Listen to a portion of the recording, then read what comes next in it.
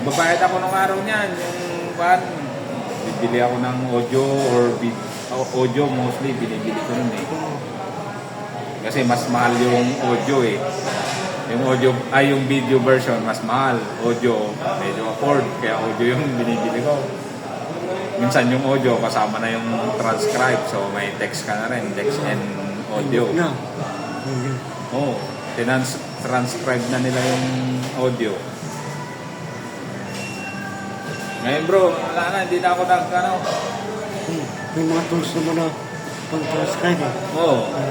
Minsan pag may nakita ko yung parang bago na hindi ko alam, kung question yung headline, ipipid ko lang sa ChatGPT, sasabihin yung how to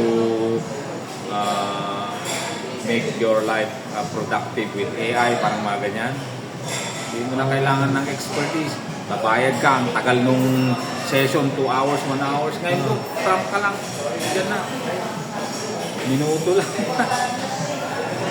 Pag ayaw mo, pwede mo pa siyang ipa-mas detail para makuha mo talaga yung gusto mo na sagot.